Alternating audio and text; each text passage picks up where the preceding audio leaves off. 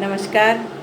आप सभी का स्वागत करती हूँ अपने चैनल ज्ञानोदय में। जैसा कि आप सभी लोग जानते हैं कि इस समय हम सभी लोग जो है निर्गुण भक्ति काव्य पर चर्चा कर रहे हैं। निर्गुण भक्ति काव्य की जो प्रमुख विशेषताएं थी वो मैंने आपको कम्प्लीटली बता दी हैं, जो भी विशेषताएं बनती हैं निर्गुण भक्ति काव्य की। और इसके अलावा जो भी फैक्ट्स हैं वो लगभग कंप्लीट कर दिए हैं। राम भक्ति काव्य, कृष्ण भक्ति काव्य में भी लगभग कंप्लीट हो चुका है। अभी 2 दिन से कुछ बाहर आना जाना हो गया, सफ़र में रही, तो इसलिए जो है आपको वीडियो नहीं दे पाई। तो फिर स्टार्ट करते हैं आज कबीरदास जी, ठीक है। निर्गुण काव्य के प्रमुख कवि तथा रचनाकार तथा रचनाएँ, ठीक है। तो चलते हैं। देखिए, सबसे पहले जो आती है इसमें सबसे पहली रचना है अभंग पद, ठीक है। क्या है? अभंग पद। तो अभंग पद जो है वो लिखी हुई है नामदेव की, ठीक है। अभंग पद रचना जो है वो नामदेव की लिखी हुई है। तो अगर देखिए, तो बात ये आती है कि आप इसको लर्न कैसे करेंगे। तो लर्न करने का तरीका क्या है कि देखिए, पद यहाँ पर आप पद ले लीजिए, ठीक है। यहाँ पर आप क्या लेंगे? पद। और यहाँ पर आप लेंगे नाम, ठीक है। देखिए, किसी भी व्यक्ति का जो पद है, मतलब जो नाम है, वो उसके पद से जो है वो कहना चाहिए इफेक्टेड होता है, ठीक है। तो इस चीज़ का आपको ध्यान रखना है। जैसे मान लीजिए अभी किसी का नाम जो है, कोई भी व्यक्ति है, अगर उसका नाम कुछ भी हम रख देते हैं, ठीक है, कोई भी नाम है उसका, तो उसके नाम को कोई भी नहीं जानता। लेकिन अगर मान लीजिए उसको कोई अच्छा पद मिल जाता है, वो ISP अधिकारी बन जाता है या कुछ अच्छा काम करता है अपने जीवन में, उसको अगर एक पद मिलता है तो क्या होता है, तो उसका नाम जो है वो सभी जान जाते हैं। तो नाम और पद का आपस में क्या है? कनेक्शन है, ठीक है। तो अभंग पद से को नामदेव से आप कनेक्ट कर सकते हैं, ठीक है। तो ये तरीका है। चलिए, अब इसके बाद बीजक, ठीक है। बीजक जो है वो कबीरदास की रचना है, आप सभी को पता है। इसमें कुछ याद कराने की ज़रूरत नहीं है, कोई ट्रिक की ज़रूरत नहीं है, ठीक है। वैसे देखिए, बीज और बीर ये दोनों वर्ड जो आपस में मिल रहे हैं, अगर आपको नहीं भी पता है तो आप ऐसे भी लर्न कर सकते हैं। एक्चुअली कबीरदास जी ने अपने दोहे, सवल, साखी वगैरह ये सब वो लिखते चले गए थे, लेकिन इनका जो संकलन किया था वो उनके शिष्य धर्मदास जी ने किया था, ठीक है। इसके अलावा मैं आपको एक बात और बताऊं, जितनी भी रचनाएं आज मैं बता रही हूँ, जो निर्गुण भक्ति काव्य के जो कवि हुआ करते थे, वो सिर्फ अपनी रचनाएं लिखकर छोड़ गए। उन्होंने कोई विशेष नाम नहीं दिया किसी भी रचना को, ठीक है। लेकिन बाद में जब जो उनके संकलन करता हुए, ठीक है, उन्होंने क्या करा, अपनी अपनी किताबें छपवा दी, अपने अपने प्रकाशन के द्वारा जो है वो उसको प्रकाशित करवाने की कोशिश की। और सभी के अलग अलग संपादक हुए, ठीक है। रामचंद्र शुक्ल ने, श्याम सुंदर दास ने, और भी बहुत सारे आपको संपादक मिलेंगे जिन्होंने अलग अलग जो निर्गुण कवि हैं उनकी अलग अलग रचनाएं जो हैं छपवाई हैं, ठीक है। तो इसीलिए जो समय है, ठीक है, ये आता है, एग्ज़ाम्स में आता है। तो इसके लिए मैं आपको टेलीग्राम पर एक PDF दूंगी, ठीक है। तो PDF से आप जो है ये कंक्लूड कर लेंगे कि किसने किसका संकलन किया है, ठीक है। तो चलते हैं। अब देखिए, अब आता है अमर सुख निधान, ठीक है। तो अमर सुख निधान जो है ये धर्मदास की है, तो इसको लर्न करने में कोई प्रॉब्लम होगी नहीं। देखिए, जो धर्म का दास है, ठीक है, उसे अमर सुख प्राप्त होगा। अरे भाई, सीधी सी बात है, जो धर्म का दास है यानी जो धर्म का पालन करता है उसे अमर सुख प्राप्त होता है। एक ऐसा सुख प्राप्त होता है जो कभी मरता नहीं है, ठीक है। सिंपल सी सीधे सीधे ये निकल रही है ट्रिक, ठीक है। उसके बाद आती है रविदास वाणी। देखिए, रविदास को ही रैदास बोलते हैं, तो रविदास वाणी किसकी लिखी हुई है? रैदास की लिखी हुई है।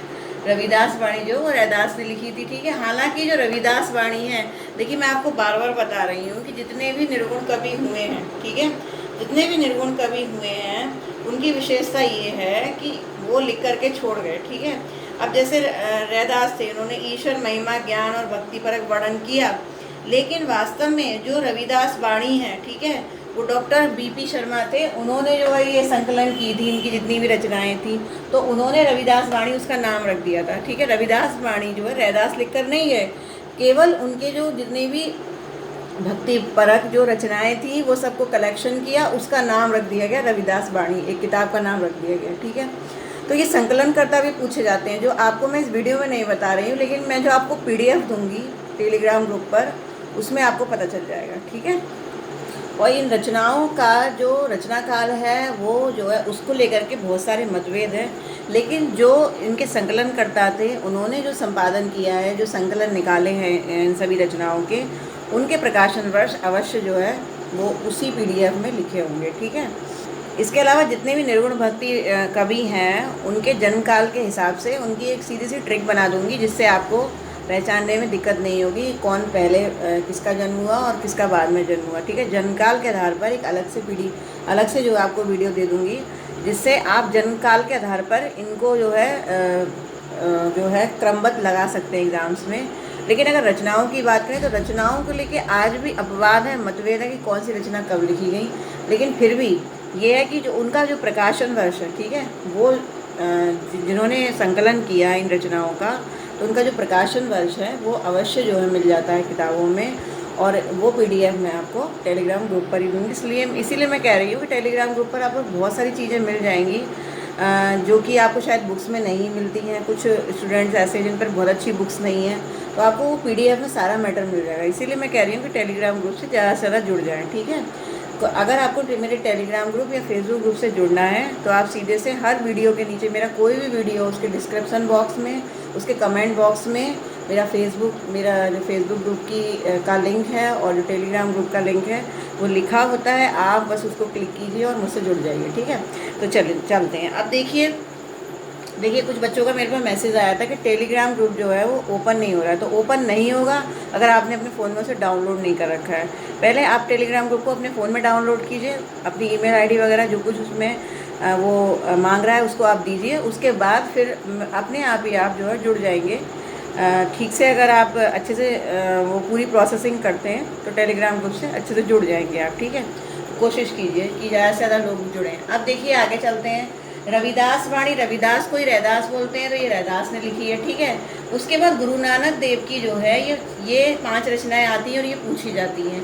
जपू जी, देखिए जपू जी तो कई बार पूछी गई है एग्जाम्स में, और सोहिला, ये 2 तो कई बार पूछी गई है, लेकिन आपको 5 लर्न करनी है। ठीक है, जपू जी, असादी बार, रहीराज, सोहिला, नसीहतनामा, ये गुरु नानक देव की है। ठीक है, ये मैं आपको लास्ट में बताऊंगी इनकी ट्रिक क्या है। ठीक है, उसके बाद आती है हरणे वाणी। ठीक है, हरणे वाणी जो है वो दादू की है। हरणे वाणी किसकी है? दादू की है। ठीक है, तो हरणे में आप इस तरह से याद कर लीजिए कि एक चीज़ है कि देखिए हरणे, हर का मतलब क्या होता है? हरी। ठीक है, और हरी का नाम कौन लेते हैं? दादू लेते हैं। ठीक है, देखिए आपके घर में जितने भी बड़े बूढ़े होते हैं सभी ज़्यादातर वृद्ध जितने भी पर्सन होते हैं, मैं ये वृद्धों की ही कह रही हूँ, लेकिन ऐसा होता है कि जो एक संन्यास वाली जो स्थिति होती है, संन्यास से मतलब है कि वही 50 से ऊपर वाली जो एज होती है उसमें हर व्यक्ति सत्संग में लिप्त रहता है। ठीक है, भगवान का नाम लेता है, पूजा पाठ करता है, हरी हरी जपता है ना। तो आप इस तरह से लर्न कर सकते हैं कि दादू क्या करते हैं? दादू जो है वो हरि का नाम लेते हैं, तो दादू ने क्या लिख दी? हरणे वाणी। ठीक है, तो यहाँ से ये ट्रिक निकल सकती है। अब इसके बाद आगे चलते हैं, ये 10 तक हो गई, फिर आते हैं 11वीं। ठीक है, 11वीं है अंगबधू। ठीक है, अब अंगबधू जो है ये दादू दयाल की है। अब आप एक बात सोचिए कि बधू किसकी होती है? बधू का मतलब बहू, तो बहू होती किसकी है? बहू जो है वो दादू की होती है। ठीक है, जो आपके घर में जो दादाजी होते हैं वही तो अपनी जो उनके घर में जो शादी होकर के आती है जो लड़की, उसको वो बहू ही तो कहते हैं, बधू होती है उनकी।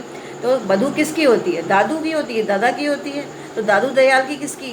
दादू दयाल अंगबधू, बिल्कुल सीधा सीधा रिलेशन निकल रहा है, ये आप आसानी से लर्न कर सकते हैं। ठीक है, उसके बाद फिर आती है सुंदर विलास, सुंदर ग्रंथावली, ये सुंदर दास की है। तो इसमें तो सुंदर सुंदर आप देखकर ही आसानी से लर्न कर सकते हैं, इसमें कोई ट्रिक बताने की जरूरत ही नहीं मुझे आपको। ठीक है, फिर आती है घट रामायण। घट रामायण जो वो तुलसी साहब की लिखी है।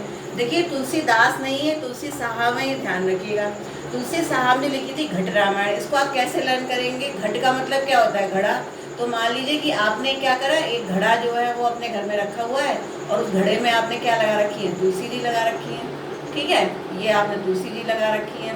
ठीक है, अब देखिए जब आपने तुलसी का पौधा लगा लिया यहाँ पर, तो आपने किस में लगाया है तुलसी का पौधा? आपने तुलसी का पौधा जो है वो घट में लगाया है। ठीक है, यहाँ पर एक मटका है, उसमें आपने तुलसी का पौधा लगा रखा है। तो ये क्या है? घट। ठीक है, तो घट में क्या लगा है? तुलसी। तो इससे आप लर्न कर सकते हैं कि जो घट रामायण है वो किसकी लिखी हुई है? तुलसी साहब की लिखी हुई है। ठीक है, ये याद करने की ट्रिक है। अब उसके बाद आगे चलते हैं, फिर आता है दरिया सागर ज्ञान दीपक, ये दरिया साहब की लिखी हुई है। ठीक है, तो देखिए दरिया सागर, ये तो आप दरिया से ही समझ जाएंगे दरिया साहब की लिखी है। ये दरिया और दरिया आपस में मैच कर रहे हैं। ठीक है, इसमें ट्रिक की ज़रूरत नहीं है। लेकिन ज्ञान दीपक जो है ये पूछी जाती है, ये दरिया साहब की लिखी हुई है। ठीक है, अब ज्ञान दीपक को आप कैसे लर्न करेंगे, ठीक है। अब आप देखिए, एक बात सोचिए, दरिया जो होता है, मान लीजिए कि आप किसी दरिया में फंस गए हैं, ठीक है।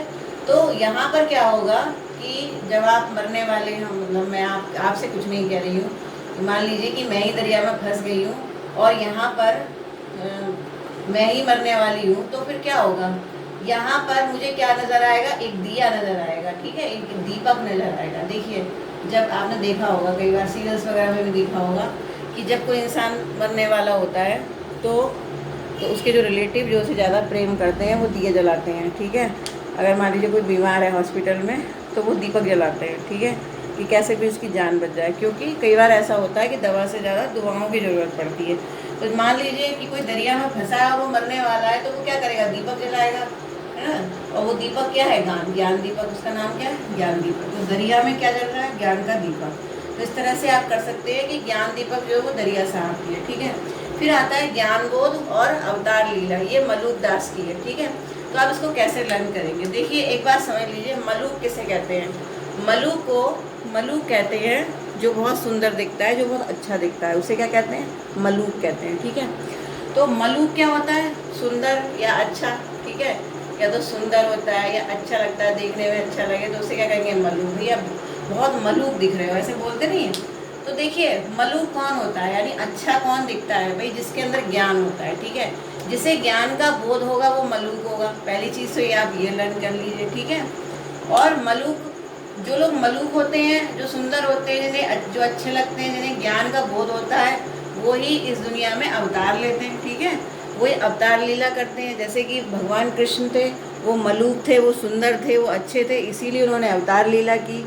राम थे, राम भी सुंदर थे, उनका रूप बड़ा सुंदर था और उनके गुण भी बहुत सुंदर थे, मलूक थे वो, इसीलिए उन्होंने अवतार लीला की, उन्होंने अवतार लिया, है ना, क्योंकि उन्हें ज्ञान का भी बोध था।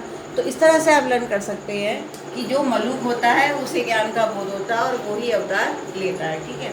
उसके बाद आता है सहज प्रकाश। अब देखिए सहज प्रकाश जो है वो सहजोबाई का है, ठीक है। ये तो आपको सहज और सहजो दोनों वर्ड आपस में मिल रहे हैं, यहाँ किसी ट्रिक की जरूरत है नहीं आपको, ठीक। उसके बाद देखिए ज्ञान प्रकाश, महाप्रलय और प्रथम ग्रंथ, ये जगजीवन दास की है, ठीक है। और प्रेम प्रकाश ये धरणी दास की है। और एक रचना मैंने अलग से लिखी है, कुलजम स्वरूप, ये प्राणनाथ की है, ठीक है। अब इसको आप लर्न कैसे करेंगे, ठीक है। देखिए ज्ञान प्रकाश, ठीक है, तो ज्ञान प्रकाश, अब इसको आप कैसे लर्न करेंगे, इसका एक तरीका है लर्न करने का। देखिए इसका तरीका ये है, आप इन तीनों रचनाओं को नंबर दे दीजिए, ठीक है, पहला, दूसरा और तीसरा। अब देखिए क्या, किस तरह से आप लर्न करेंगे। देखिए कभी महाप्रलय अगर आ जाती है, ठीक है, मान लीजिए कि आज हम सर्वाइव कर रहे हैं, ठीक है, और दुनिया में देखिए कोरोना का कैसा जो है, कितना भीषण जो है प्रभाव दिखाई दे रहा है, चारों तरफ हाहाकार मचा हुआ है, मतलब एक तरीके की प्रलय आई हुई है, कहीं टिड्डियों का दल आया हुआ है, कहीं तूफान आ रहा है, कहीं भूकंप आ रहा है, कहीं कुछ हो रहा है, कहीं कुछ हो रहा है।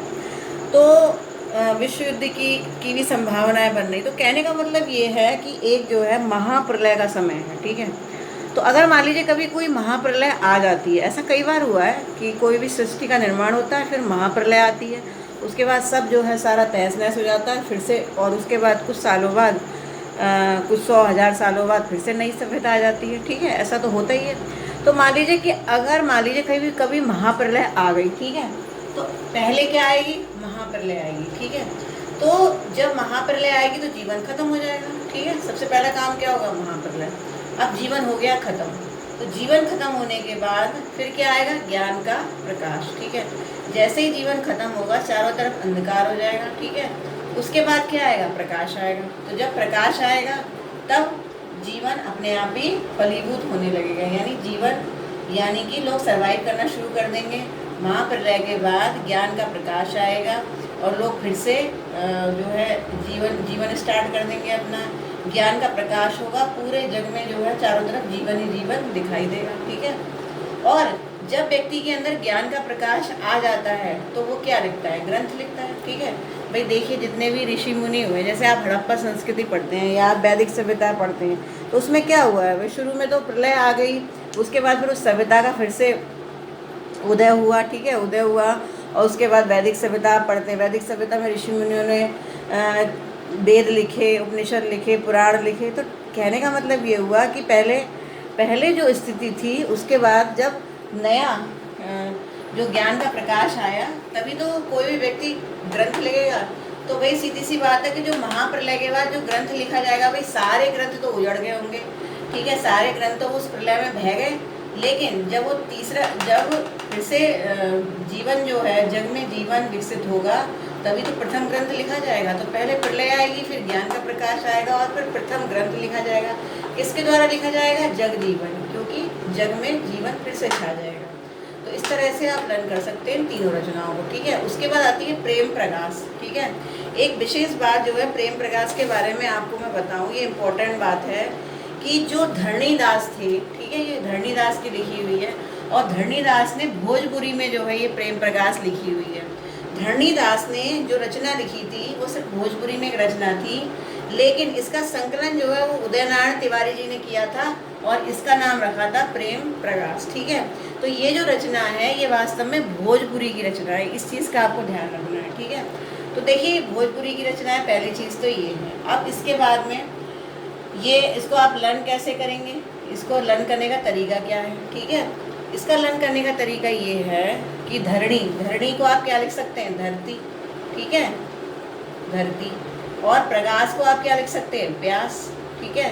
तो धरती जो है वो प्रेम की प्यासी होती है, धरती प्रेम की प्यास, धरती में प्रेम की प्यास होती है। इस तरह से आप लर्न कर सकते हैं।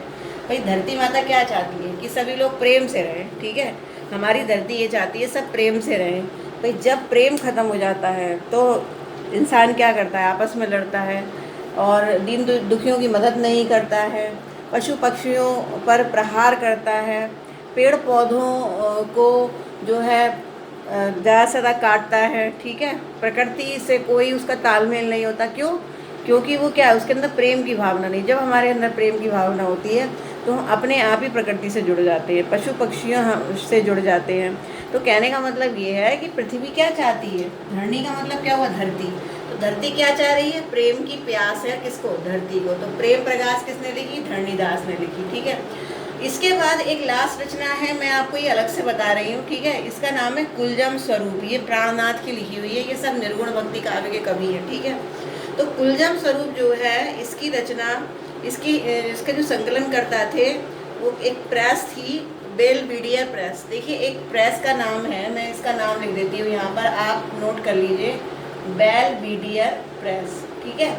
ये जो प्रेस थी, इस प्रेस ने ज़्यादातर निर्गुण काव्य का संकलन किया, मतलब मैक्सिमम जितने भी निर्गुण काव्य हुए 90% उनका संकलन करने वाली कौन सी प्रेस थी? बेलविडियर प्रेस, ठीक है। तो इस प्रेस का नाम आप याद रखेंगे। तो बेलविडियर प्रेस जो थी उन्होंने ही कुलजम स्वरूप का संकलन किया था। और कुलजम स्वरूप जो है वो किसकी लिखी हुई थी? प्राणनाथ की लिखी हुई थी, ठीक है। कुलजम स्वरूप किसकी लिखी हुई थी? प्राणनाथ की, ठीक है। तो ये आपको याद रखना है।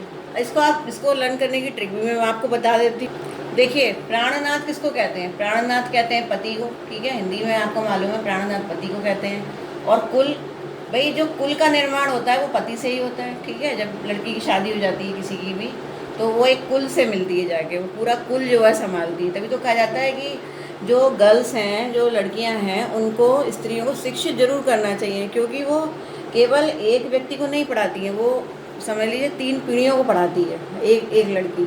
तो इसीलिए कहा जाता है कि देखिए अपना कुल भी देख रही है और अपने ददिहाल ननिहाल, मतलब सबकी तरफ ये जो हमारी जो कहना चाहिए, जो कि मतलब कुल को संभालने वाली कौन है? स्त्री। लेकिन कुल उसे किससे मिलता है? अपने पति से मिलता है। तो कुल और पति यानी प्राणनाथ आपस में क्या हो रहे हैं? कनेक्ट हो रहे हैं, ठीक है। देखिए ये इस तरह से आप लर्न कर सकते हैं। मैं आपको बार बार कहती हूँ, मेरी ट्रिक्स का किसी भी वास्तविकता से, किसी भी व्यक्ति विशेष से कोई संबंध नहीं होता। ये सिर्फ ट्रिक्स हैं और ट्रिक्स बनाने के लिए मैं कुछ भी मनगढ़ंत कहानी बना देती हूँ। तो इसलिए कभी भी अपने दिल से कोई ट्रिक को लेना ही नहीं है, ठीक है। किसी भी चीज़ को सिर्फ उसे याद करने के लिए आपको एक कनेक्शन बनाना है और इसके अलावा कुछ भी नहीं है, ठीक है। That's all. चलिए अब आगे चलते हैं। अब हमारी ये रचनाएं बची हैं गुरु नानक देव की, जपुजी, असादीवार, रहीरा, सोइला और नसीहतनामा, ठीक है। यही मैं बता देती हूँ, इनको आप कैसे लर्न करेंगे, ठीक है। तो देखिए गुरु नानक देव, ठीक है। तो गुरु नानक, सबसे पहली बात है क्या है? गुरु लगा हुआ है। अब देखिए ये गुरु नानक हैं। जब ये गुरु हैं तो सीधी सी बात है कि भगवान का नाम जपेंगे, ठीक है। कोई भी गुरु अगर होता है तो वो भगवान का नाम जपता है और आपको भी भगवान का नाम जपना सिखाता है, ठीक है। तो गुरु नानक देव भगवान का नाम जपते थे, तो उन्होंने कौन सी रचना लिख दी? जपू जी। जपू जी का मतलब जपना, ठीक है। और आपको मालूम है कि गुरु वही होता है जो सादी सादी का मतलब क्या हुआ? यानी सादा रहता है। आप ई की मात्रा हटा दीजिए यहाँ पर, ठीक है। यानी जो सीधा सादा हो, जो सादा रहता हो, जिसके अंदर दिखावा ना हो, वही शिक्षक होता है। असली शिक्षक क्या कौन होता है? असली शिक्षक वो होता है जिसके अंदर दिखावा नहीं होता। वो सिर्फ अपने स्टूडेंट को सिर्फ दिखावे के लिए नहीं पढ़ाता है कि हाँ मैं पढ़ा रहा हूँ, मुझे सैलरी मिल रही है, वो ये सोचकर नहीं पढ़ाता। बल्कि असली शिक्षक वो होता है जो सादा जीवन उच्च विचार होता है, उसे पढ़ाने की। आपने सुना होगा बहुत से शिक्षक ऐसे होते हैं जो एक छोटी सी जगह में भी, जैसे आपने आनंद कुमार के बारे में पढ़ा, उन्होंने एक तबेले में ही पढ़ाना शुरू कर दिया था, है ना। और गरीब बच्चों को पढ़ाया था। तो सादा जो रहता है, ठीक है, जिसके अंदर कोई दिखावा नहीं होता, वही क्या होता है? गुरु होता है। तो सादा जैसे अगर एग्ज़ाम में असादी बार आती है तो आप ई की मात्रा हटा दीजिए, तो एकदम आपको सादा से क्या याद आ जाएगा? गुरु याद आ जाएगा, और गुरु से गुरु नानक देव याद आ जाएगा, ठीक है। उसके बाद अगली रचना है रही रास, ठीक है, रही रास। और उसके बाद है सोहिला, और फिर है नसीहतनामा, ठीक है।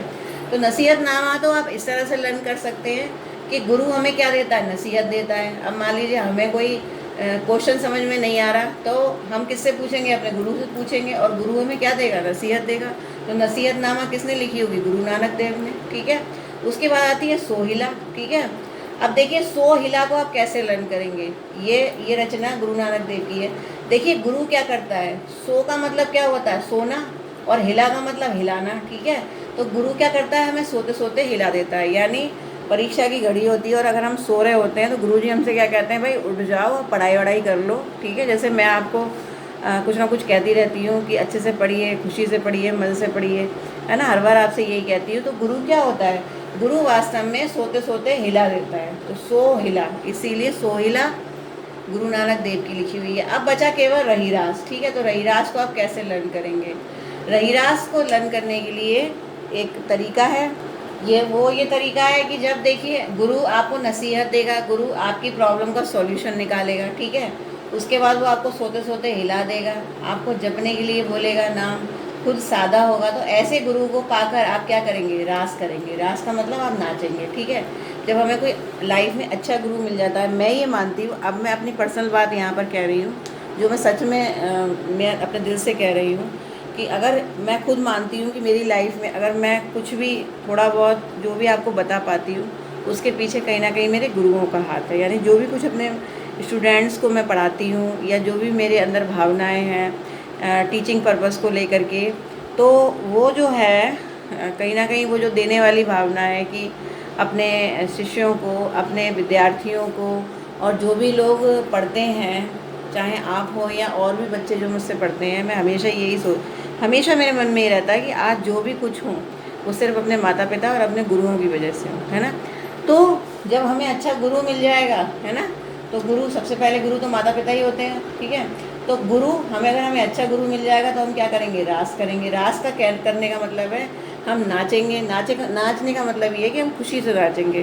भाई जब हमें अच्छा गुरु मिलेगा तो हम डेफिनेटली सफलता प्राप्त करेंगे, ठीक है। अगर हम गुरु की बात मानेंगे तो ज़रूर सफलता प्राप्त करेंगे, और जब सफलता प्राप्त करेंगे तो रास करेंगे, यानी नाचेंगे, ठीक है। तो कहीं ना कहीं ये सभी बातें आपस में कनेक्ट हो रही हैं, ठीक है।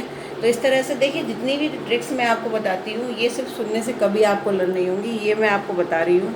आप सुने, और सुनने के बाद ये जो ट्रिक्स हैं इनको बार बार दोहराते रहें, ठीक है। और ये ट्रिक्स ऐसी हैं, आप खाना बनाते पे, या आप झाड़ू लगाते पे, सफाई करते समय, आप कोई भी काम कर रहे हो घर में, कोई भी एक्स्ट्रा काम कर रहे हो जिसमें आपके हाथ पैर चल रहे हो, लेकिन आपका दिमाग जो है इन ट्रिक्स में होना चाहिए, ठीक है। तो आप ट्रिक्स को बार बार रिवाइज़ करें। जैसे आप सोचिए कि मैम ने क्या बताया था, नानक देव की कौन कौन सी रचनाएं बताई थी, तो आप इन पाँचों को अपने अंदर फिर से रिवाइज़ कीजिए, ठीक है।